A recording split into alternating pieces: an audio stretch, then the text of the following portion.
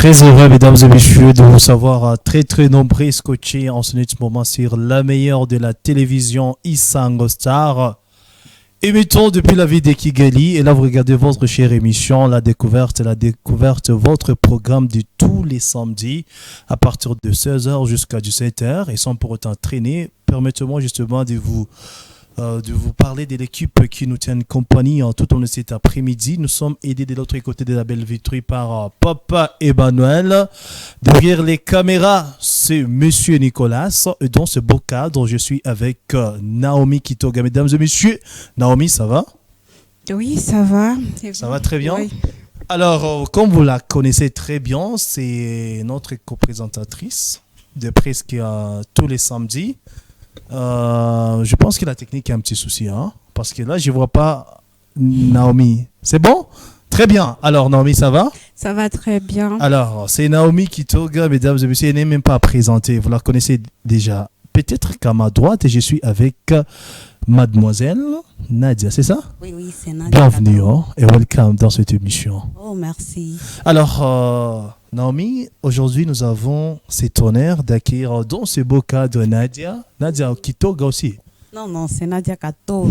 Katoro, ok. Ouais. Alors, Nadia Katoro, bienvenue. Hein. Oh, merci à chanter quand même. Comment je trouve notre studio? Oh, c'est magnifique. Oh, merci. Nous sommes en direct, mesdames et messieurs. Vous nous suivez de presque partout dans les coins de la ville de Kigali, en dehors également de nos frontières, mesdames et messieurs. Merci de cette connectivité légendaire que vous nécessitez justement de nous accorder du jour au lendemain. Alors, sans pour autant traîner, Mademoiselle, non, les dés sont des demoiselles, mesdames et messieurs. Chers téléspectateurs, elles sont encore single. Elles sont encore célibataires. Ouais. Toi, tu vas te marier quand d'abord? Je ne sais pas. C'est pas un projet? Un projet, oui, mais pour le moment, non. Ah, d'accord. Peut-être que Nadia, elle a déjà un prétendant quelque part, on ne sait pas trop. Parce que je t'assure qu'ils vont t'appeler. Les gens qui nous suivent en ce moment. C'est vrai ça? Ah, je te jure. Bon, ok, je suis là. Ouais. Mais Et toi, tu es single? Hein? Mais à une seule condition, qui se prépare bien. Ah, ouais, d'accord. Ah, okay. Super. Alors, nous allons essayer, mesdames et messieurs, de disloquer sur une thématique très, très importante et capitale. Et comme j'ai dit, demoiselles, donc vous voyez que c'est la jante féminine qui domine. Alors aujourd'hui, Naomi va devoir nous présenter la thématique sur laquelle nous allons développer dans cet après-midi avec notre invitée Nadia. Ouais, notre thème d'aujourd'hui, c'est l'éducation des filles et accès aux études. L'éducation des filles et accès aux études. Qu'est-ce que ça dit au juste, Nadia, selon vous? Selon moi, c'est que je comprends par l'éducation de filles et accès aux études. Je dirais que toute fille a aussi le même droit que les garçons. Parce que si on nous parle de ça, là, on veut aller à l'ancienneté où les filles n'avaient pas les droits d'étudier comme les garçons. Si tu vois, à présent, quand même, c'est un peu développé, mais il y a quelque part où il y en a encore la discrimination des genres. Il ne faut pas s'il vous plaît. Ma discrimination. Non, je ne peux pas accepter. Comment ça? Quelle discrimination? Oui. Parlons justement d'ici au Rwanda. La gente féminine occupe au moins 60% dans le gouvernement rwandais. N'est-ce pas? Je pense que I'm right there. Ouais, et là, je vais encore féliciter le gouvernement rwandais pour ça. Il nous donne le droit à nous, les femmes, les filles.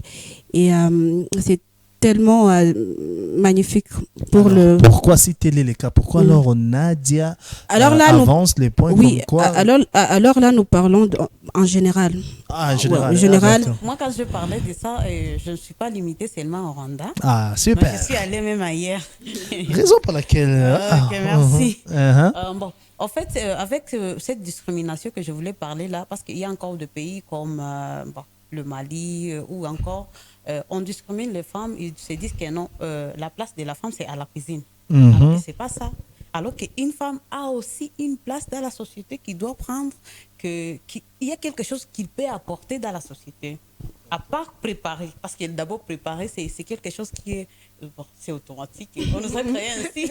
D'accord. Okay. Alors, Ah non, c'est pas seulement vous les femmes qui connaissez préparer. Moi aussi je connais préparer hein, Non. de la Tu bouffe. ne rassures pas.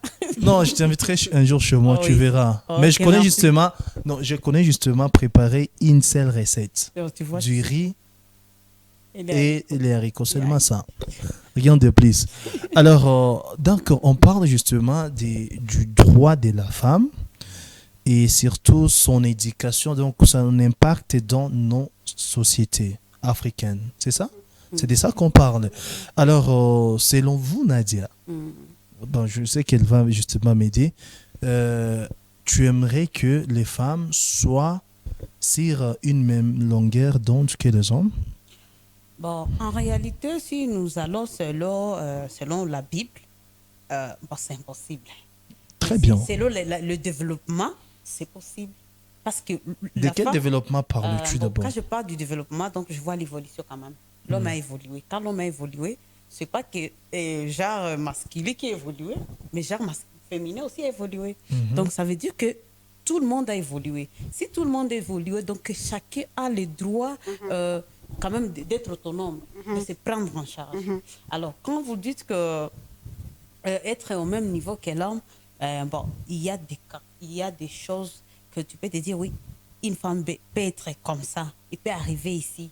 Et il y a d'autres choses que tu peux te dire, non, par exemple, il y a des choses que, par exemple, une femme peut te dire, non, moi, je ne peux pas faire ceci. C'est les limites. Même chez les hommes, il y en a aussi des hommes pareils. Donc, il veut dire que si, si parmi les hommes, il y a des hommes forts, et parmi les femmes, il y a aussi des femmes fortes. Très bien. Très bien, d'accord. Alors, qu'est-ce que toi, tu en penses? Alors, si on est entré dans les sujets, ici, on parlait de l'éducation, Nadia. Pour toi, l'éducation, ça signifie quoi? Qu'est-ce qu'est l'éducation pour toi? En ce que moi, je peux comprendre par le mot éducation, éducation, c'est de sortir la personne dans l'ignorance vers la connaissance. Donc, si tu t'es dit non, je vais éduquer une personne, donc tu veux. Bon, ça ne veut pas dire qu'il n'a pas l'éducation. Mais l'éducation qu'il a d'abord là-bas, c'est une éducation qui est vulgaire. Alors, tu vas maintenant faire une éducation qui est un peu professionnalisée. Donc, tu veux orienter la personne dans une connaissance qui peut l'amener quelque part. D'accord, c'est selon vous, c'est ça l'éducation. Alors, nous parlons maintenant, essayons justement de développer sur le point d'accès. Donc, selon vous, ma co-présentatrice, quels sont les accès probables pour une femme de se sentir à l'aise et épanouie? Quels sont les accès à l'éducation. Je parle Des justement accès. des accès parce que nous parlons de l'éducation envers, permettez-moi encore une fois de plus de revoir bien les thèmes, l'éducation des filles et accès aux études. Alors, laissons d'abord accès aux études. Parlons d'autres accès dans l'environnement, dans la vie quotidienne. À part les études, à part bien évidemment l'éducation, quelles sont d'autres portes qui sont ouvertes pour que la femme se sente épanouie dans la société?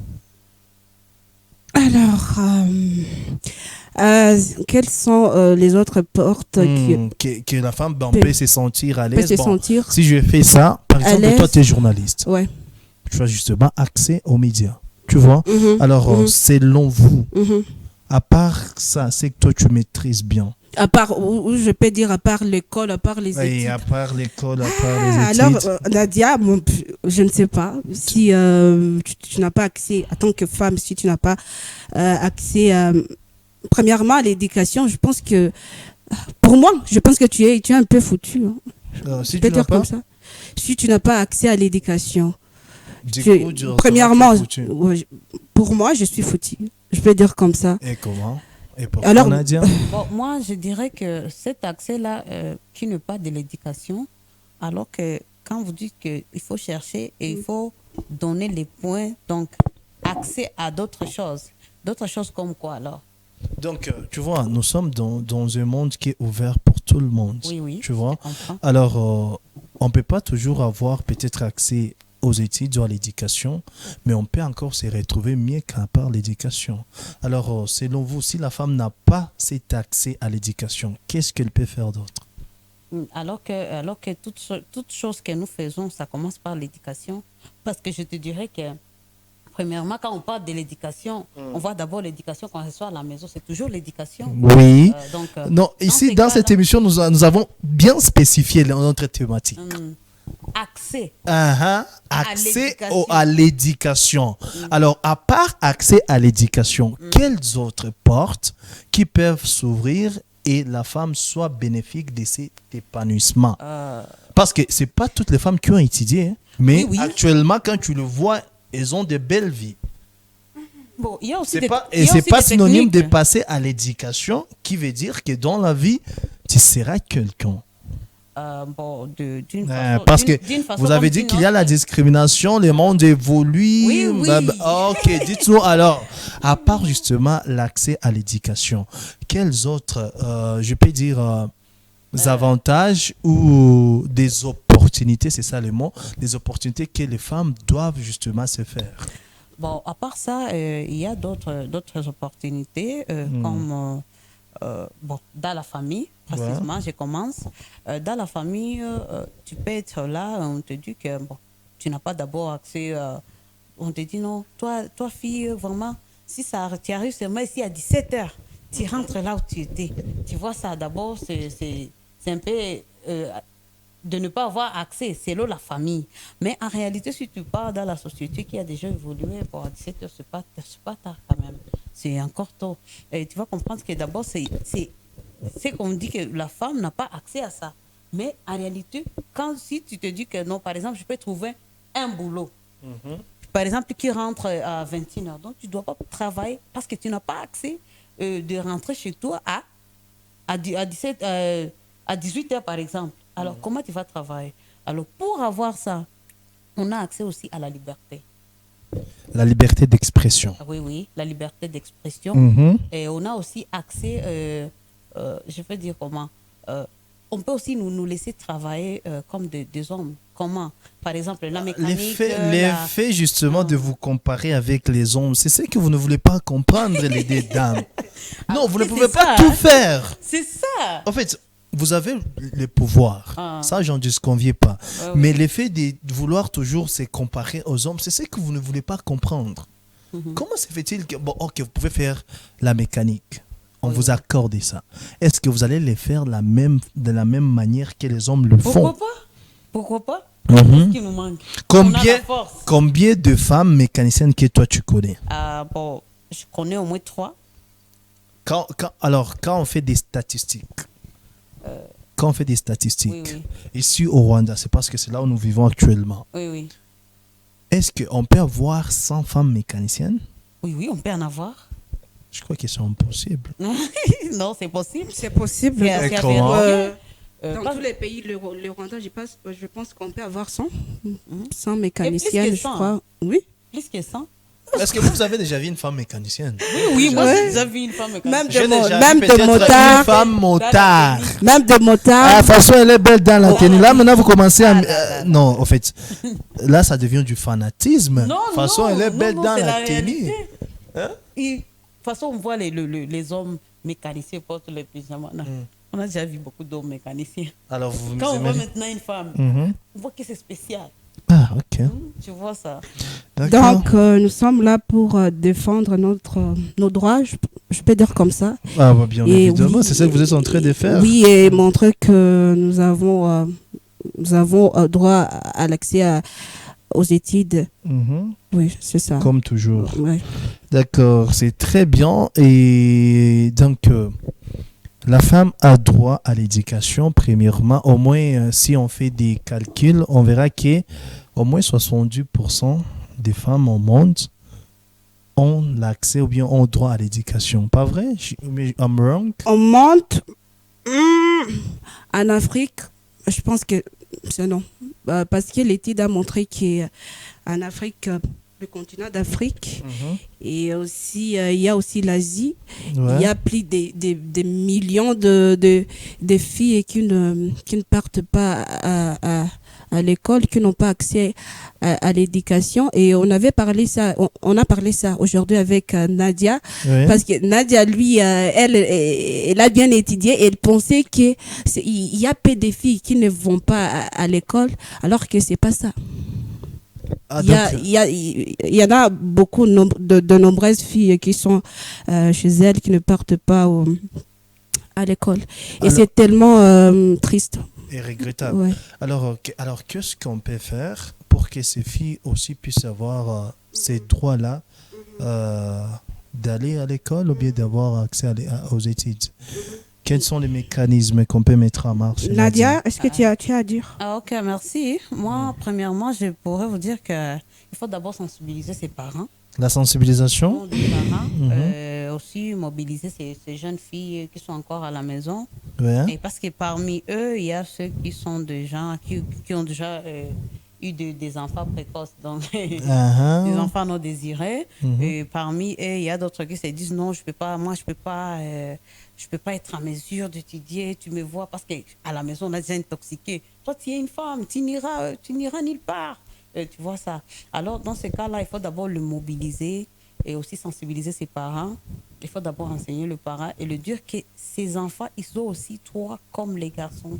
Ces enfants, ces filles, ils en ont besoin parce qu'à part ça, quand ils vont encore grandir, par exemple, si tu vois la plupart de ces filles-là, tu vas comprendre, c'est entre 25 ans et 14 ans. Donc, c'est une génération quelconque. Bon, aussi, par rapport à ça, je dirais que toutes les filles, quand ils partent à l'école, quand ils ont accès à l'éducation, parce que ce n'est pas seulement l'école qui éduque, mais aussi il y a d'autres milieux, comme je dis, la mobilisation. Si on dit la mobilisation, donc il y a des gens chargés de l'éducation, un peu spécialisés pour ces gens-là. Alors, ils doivent se prendre quand même en charge, se dire non, on doit partir, parce que ces enfants, ils sont déjà de l'intérieur, dans leur esprit, ils sont déjà détruits. Donc, il faut d'abord les enseigner pour que d'abord, ils aiment ce qu'ils veulent faire. Donc, raison pour laquelle vous avez évoqué la mobilisation. À part la mobilisation, quel autre mécanisme on peut utiliser justement pour sauver ces filles-là? Moi, je pense que c'est la mobilisation. Et aussi, on peut faire appel aussi des organisations. Oui, des raison organisations. Raison pour laquelle toutes ces organisations sont présentes en Afrique. Ah ouais. Parce que si tu vois la majorité d'offres et d'emplois qui viennent dans ce genre d'organisations, elles exigent toujours qu'il y ait au moins une femme. Bon, le problème d'être là, une femme. Bon, par exemple, on est 100 femmes. On en a une. Qu'est-ce que vous avez fait? Il faut quand même, si vous venez, on est 100 femmes, on est au moins 50. Et aussi, ça dépend aussi du projet. Aussi. Oui, c'est ça la question. Alors, nous, on parle pas seulement de femmes qui sont dans les ONG, mais on parle de l'objectif des ONG dans nos pays africains. Ils sont venus pour aider les filles, les enfants. C'est pas seulement les filles, même nous aussi les hommes. Non, parce que là, vous êtes... Non, il ne ne faut pas se exagérer. Nous ne sommes pas privilégiés. Comment on est privilégiés? On parle pour les filles. Je ne vous attaque pas et je ne suis pas en train de vous contredire. Mais j'essaie justement de mettre de l'ordre. Il ne faut pas toujours nous sous-estimer. Non. C'est vous qui nous sous-estimez, nous les femmes. Les problèmes... Vous dites que la place de la femme, c'est à la cuisine. Mais j'ai déjà dit ça. Mais ça, il y a de cela des années. Si nous voyons, Nadia, si nous voyons très bien, c'est nous les femmes qui sont tellement minimisées tellement plus que les hommes. Et comment? De ce que là on parle, on commence par l'éducation. Nous sommes tellement minimisés dans la société. Pour parler, c'est déjà un problème. Dans le foyer, pour parler, c'est déjà un problème. Et nos mamans nous disent toujours, il faut écouter, il faut laisser l'homme parler. Et toi, tu t'étais. Mais bien évidemment, c'est comme ça. En fait, maintenant, si je comprends bien, on n'a pas droit à la parole. Vous avez droit à l'expression. Mais ça dépend aussi d'une famille à une autre. Et je voulais aussi mobiliser les femmes. On n'a même pas besoin des organisations. Nous-mêmes, les femmes, levez-vous. Nous-mêmes, on peut le faire. Il est temps. Oui, on va commencer. On commence avec Nadia. Ouais, d'accord. Alors, pour bien illustrer tout ce qu'on vient de dire, vous devez savoir que dans la société africaine, dans les sociétés, laisse-moi le mettre au pluriel, la femme a toujours un rôle très primordial. La femme joue son rôle, c'est de respecter son homme. Et si nous parlons justement de l'éducation, la femme doit être soumise. Il ne faut pas me regarder comme ça. C'est la Bible. On ne C'est pas justement la Bible. on ne refuse pas que la femme ne puisse pas respecter son mari, mais il y a aussi nous, les hommes doivent faire quoi pour leurs femmes? En fait, nous devons aussi respecter nos femmes.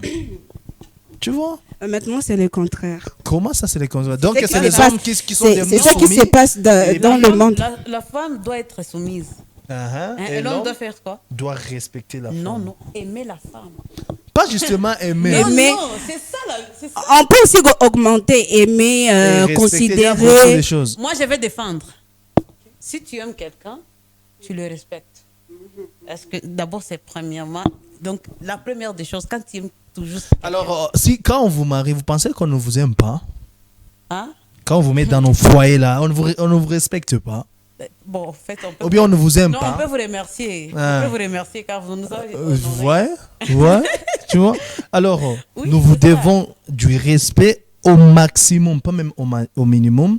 Et puis par après, donc avant d'abord ce respect, il y a d'abord cet amour. Nous devons d'abord vous prouver cet amour, ce qu'on ressent pour vous. Et c'est ce qui vient, vous venez de dire, aimer. La femme doit être aimée, la femme doit être Est-ce qu'au moins. cajolée. La femme n'est pas. Est-ce que tu veux dire que les femmes ne sont pas soumises? Parce que Pas toutes les femmes. Il y a beaucoup dit ça. Pas toutes les femmes. Mais Plus moi, je précis. dirais que- Je dois. En fait, moi, je ne mange jamais mes mots. Moi, j'ai eu des aventures avec des femmes de différentes, justement, nationalités. Ah, ok. Tu vois? Je- Alors, j'ai sorti avec des Rwandaises, des Burundaises, des Kenyans. Alors, je connais comment les femmes, surtout de Et l'Est. finalement, tu as posé qui? J'ai posé une Congolaise. Ah, ok. Et je n'ai pas Bon, porté ma et- bague. et- Je suis Et désolé. qu'est-ce qui t'a motivé de- Parce que la femme congolaise, elle est soumise. Est-ce que tu sais qu'il y a aussi des femmes congolaises Qui ne sont pas soumises. Tu vois, elle vient de se contredire. Elle a dit Non, c'est que pas la toutes les femmes ne sont pas soumises. Moi, j'ai pas par rapport à toi. Par Parce que rapport à c'est moi, que je c'est sais. une expérience. C'est que je sais. Je sais que toute femme, normalement, elle est soumise. Elle est soumise parce que ce sont des Naturellement. femmes. Naturellement, elle est soumise. Uh-huh. Mais ça dépend alors.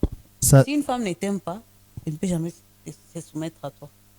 si une femme ne t'aime pas. Moi, oui. Comme je l'avais bien dit avec les hommes. Mhm. Quand les hommes aiment, ils respectent. C'est comme ça Et que quand la femme aussi aime, elle est ils sont soumise. soumises et du respect.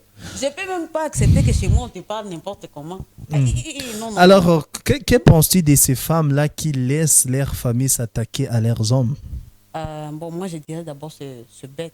Ça, c'est être immature. Hein. C'est l'immaturité. Parce qu'on dit que le foyer, c'est entre deux. Si je me marie aujourd'hui, c'est moi et mon homme. Juste ça. Je n'ai pas besoin Et vous d'autres allez créer personnes votre pour propre intervenir. famille. Oui. Alors, pourquoi maintenant nous avons ces problèmes actuellement dans nos foyers, surtout dans nos foyers africains? Il y a des familles qui se mêlent maintenant des histoires de leurs fils ou de leurs filles, et ces gens-là veulent tout savoir sur ce qui se passe dans le foyer d'autrui. Bon, c'est parce que c'est là. Donc, c'est la personne en question. Donc, quand on dit la personne en question, on voit X et Y. X et Y dans l'homme et la femme. Si toi, l'homme, tu vas avec tes problèmes de foyer chez toi à la maison, ta famille va se mêler. Et si c'est la le femme contraire, aussi l'a fait, si aussi elle fait ça, la famille toujours doit se mêler. C'est la raison pour laquelle j'ai dit que le problème de foyer, c'est entre deux. On doit se parler. S'il y a quelque chose à discuter, s'il y a des solutions, on doit les trouver ensemble. Pourquoi aller demander les secours? alors à quoi est bon d'avoir deux parents et un parrain et une marraine au cas où il y a un problème dans un foyer? Bon, en fait, le cas d'un parrain et la marraine, c'est quand le problème est tellement grave. Vous n'arrivez pas à vous comprendre. Vous voyez ça? Donc, ça déborde. Et quand il y a juste là-bas maintenant la famille d'une part ou d'une autre, ça devient Ça, comment vraiment, alors? moi, que Dieu vraiment m'en préserve. Je ne vais pas déjà chez moi. Je vais rester avec mon homme. Non, non, non. On doit régler nos Ton problèmes. homme, je pense que ton homme est en train de nous regarder en ce Oui. moment. Très bien. Mais, messieurs, tu as compris le message. Vraiment, je n'ai pas besoin. Si on a des problèmes, on doit en parler quand même. Je ne suis pas un animal. Lui aussi n'est pas un animal. On doit D'accord. en parler. On est des personnes. On doit se comprendre. Où est le problème pour résoudre ça? C'est juste ça. Super. Donc, nous revenons à nos moutons dans les sujets qu'on avait. Non, c'était un paragraphe et c'était très important justement de soulever ces points parce que c'est ce que nous vivons actuellement dans nos foyers. Oui, oui. Alors, on aimerait bien éclaircir quelque chose par rapport à nos expertises. Tu comprends un peu? Alors, on peut continuer avec l'émission, Oui, madame on la continue. journaliste. Donc, notre but avec Nadia et moi, c'est C'est démobiliser. d'aider, oui, d'aider ces femmes qui n'arrivent pas à s'exprimer et de les aider aussi à s'exprimer ou à parler à leur place. Et c'est ça ce qu'on fait, moi et Nadia. Et encore, j'ai vu que nous, les femmes, nous sommes tellement minimisées et aussi nous sommes victimes de beaucoup de violences par rapport au monde. Et c'est tellement triste. Toujours moi quand je parle, oui, nous sommes victimes de beaucoup de choses, de violences. Il y en a beaucoup. Et pour moi, quand j'essaie de parler à propos des femmes, deux fois, ça m'arrive au cas où je commence à pleurer parce que on est tellement minimisé. Donc, Et comment En fait. C'est ça les termes. C'est ça. Alors, tu peux justement nous partager ton expérience quand tu parles justement de la discrimination et quand tu parles justement d'être minimisé justement dans la société. Raison pour laquelle tu as l'idée de mobiliser toutes les femmes du monde entier. Bien évidemment, si tu auras justement ce courage, parce que ça demande aussi la détermination et de dire non à toutes ces discriminations. Et j'en pense. Alors, comment vous allez vous y faire, vous deux? Moi, je peux intervenir ces sujets. Bon, premièrement, je fais appel à toutes les femmes qui me voient maintenant et m'écouter. Bon, en ce qui concerne la discrimination des femmes, on doit se battre contre ça. Parce que peut-être que toi, tu peux être dans une société où on t'accepte, mais il y a d'autres femmes qui ne sont pas acceptées. Bon, premièrement, moi, je dirais aux femmes, il faut se battre pour être autonome. Il faut d'abord l'autonomisation de la femme. À part avoir l'autonomisation, je pense qu'on doit aussi se battre contre être minimisé. Donc, on te voit que toujours les femmes sont faibles, elles ne sont pas capables de faire. Et vous n'êtes pas faible par hasard? Non, non, c'est fort. Pas du tout. Vous êtes fort. Nous sommes fortes. Ah bon? Oui, tellement même. Je dirais aussi aux femmes de faire appel. Il faut beaucoup travailler pour que les hommes ne continuent pas de nous piétiner. Est-ce que vous pensez qu'une femme peut survivre sans la présence d'un homme à ses côtés? Ah oui, oui. Et comment c'est possible? Oui, c'est possible parce que tous les travaux que l'homme peut faire, la femme aussi peut les faire. Imaginons ces sociétés sans un homme. Est-ce que vous pouvez survivre? Oui, oui. Et comment vous allez mettre au monde? Moi, je dirais que les hommes nous aident parce que les femmes, nous sommes souvent... je dirais comment? On se dispute beaucoup. On peut dire qu'on parce que si tu vois, par exemple, je te donne l'exemple. Tu vois, même à l'école, je me souviens un jour, j'avais mes deux collègues, deux filles alors. Un jour, bon, c'était l'amour scolaire. Ils se sont bagarrés à cause d'un garçon. Mais oui. Alors, j'étais là au milieu et je vois les garçons, il est vraiment... Bombasse. Non, Caca na ça ne dit vimba. rien. Mais quand tu vois les filles, il veut se battre. Non, c'est mon homme. Pourquoi tu es ça? Je dis, bon, alors moi. Ça s'est passé à l'école congolaise, je suis. Bon. Parce que là c'est autre chose. Entre parenthèses. Non, bien évidemment, moi je connais. Non, je prononce rien, c'est entre parenthèses. Non, en fait, il faut dire la vérité quand même. Hein? Non, c'est entre parenthèses quand même. On ne peut pas désigner la personne comme ça. Bon, alors que quand moi j'étais au milieu, je dis à la personne avec qui j'étais prête, je lui ai dit non, il ne faut pas se battre, c'est pas bon. C'est là. on est allé, on est parti même, par exemple, 5 mètres comme ça. La fille, elle est revenue, elle a pris du jus, elle a versé sur l'autre pour voir seulement si elle va réagir. Oh, que je dis non, il ne faut pas réagir, ok, on y va. Mais jusque-là, quand je le vois maintenant, personne n'est avec ces garçons. Chacun est de son côté. Alors là, je me dis que non, nous les femmes, hein, en fait, on sait ce qu'on aime, mais on ignore ce qu'on aime. Vous voyez ça? On sait ce qu'on aime, mais on ignore ce qu'on aime. Parce que si tu sais ce que tu aimes bien, et tu l'ignores, donc les hommes vont toujours te voir que tu es en dessous. Non, il faut te battre. Il faut montrer aux hommes que si toi tu peux faire ceci, moi aussi je peux le faire. D'accord. Qu'est-ce qui me manque? D'accord, moi je comprends. Hein. Alors, nous sommes en train d'encourager toutes les femmes et toutes les filles qui nous regardent en ce moment. Prenez bien les conseils de notre spécialiste justement dans les domaines de la femme, bien évidemment. Apparemment, elle s'y connaît très bien. Accompagnée bien évidemment de Naomi, qui elle s'est donné justement cette responsabilité de mobiliser toutes les filles et toutes les femmes qu'on ignore justement. Toutes les femmes. Mais on peut aussi parler pour aussi les femmes qui n'ont pas étudié. J'aimerais parler pour leur mari. Il faut qu'ils puissent les aider aussi à aller à l'école, de retourner à l'école. Si tu es âgé, tu peux aller à l'école encore? Oui. Si tu as plus de 38 ans, tu peux. Bien sûr. Pour faire quoi? Qu'est-ce que tu vas apprendre là-bas? On ne peut pas se rattraper à travers en ayant 38 ans. Il y en a quand même. Comment alors tu vas t'en sortir avec les enfants à la maison? J'aimerais aussi mobiliser les hommes. Si tu sais que ta femme n'a pas étudié, s'il te plaît, il faut la retourner à l'école. Il faut la faire retourner à l'école. Pour faire quoi?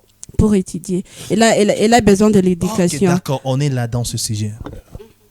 Donc, tu es en train d'interpeller tous les hommes qui se sont mariés justement dans le passé avec les femmes qui n'ont pas passé par les bancs de l'école. Ouais. Que maintenant... Tu t'imagines qu'il y a des femmes qui ne peuvent même pas écrire leur nom. C'est un peu terrible. C'est terrible. Pas un peu terrible, mais c'est tellement terrible. Alors. Et toi, l'homme, tu es là. Et aussi, tu as le moyen de la faire retourner à l'école, mais tu vois... Non, en fait, d'accord. Moi, je comprends. Je comprends justement ta solitude.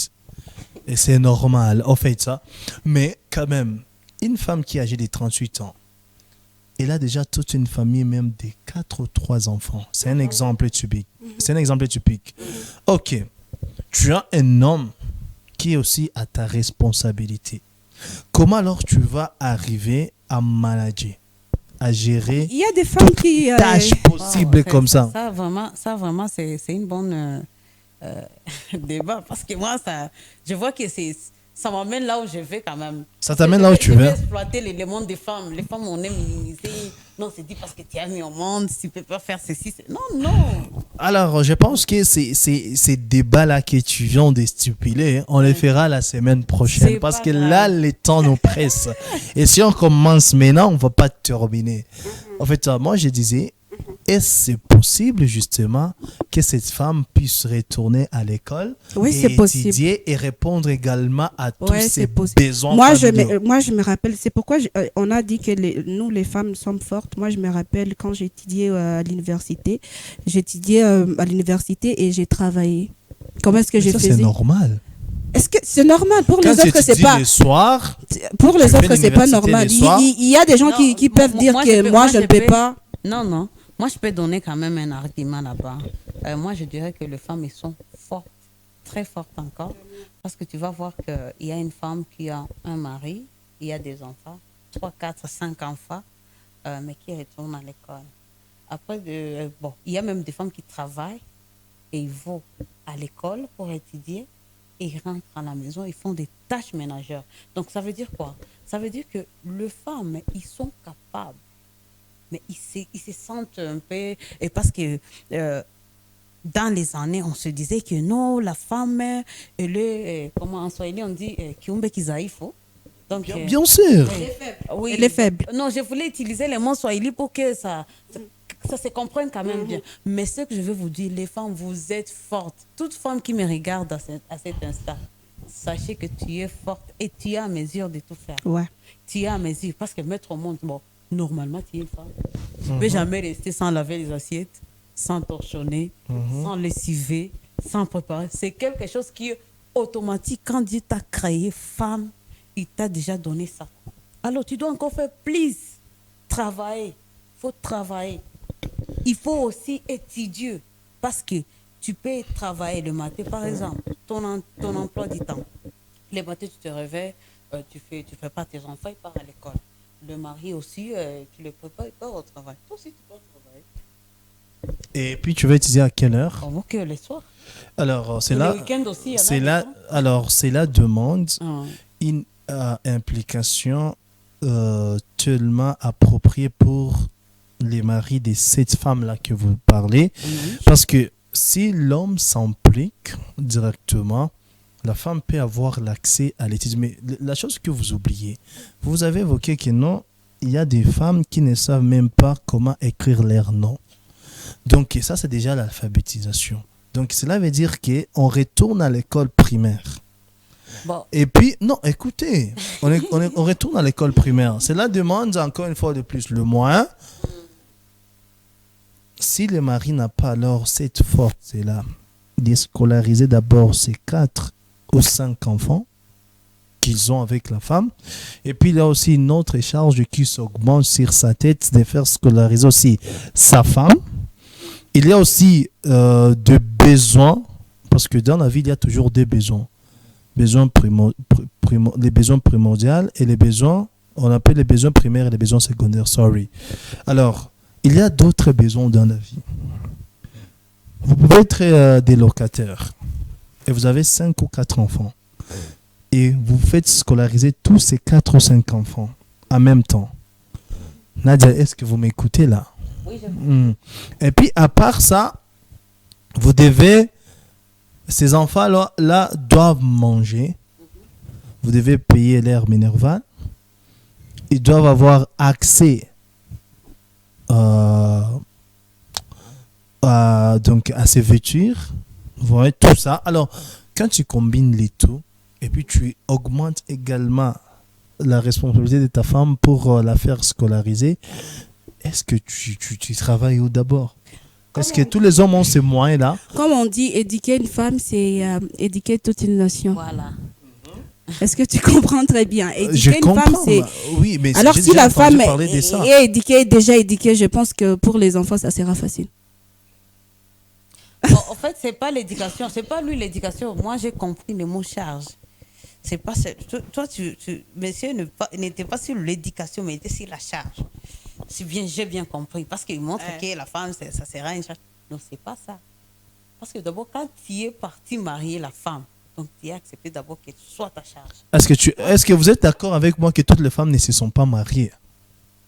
Oui, oui. D'accord, très bien. Alors, on close les débats pour aujourd'hui, par là, mesdames et messieurs, parce qu'on ne va pas continuer. Et le temps nous presse énormément. Alors, Naomi, je pense que cette thématique, elle est tellement longue, on ne s'attendait pas à ça et on ne va pas terminer ça. Ouais. On avait même parlé ça avec Nadia, on n'a pas terminé.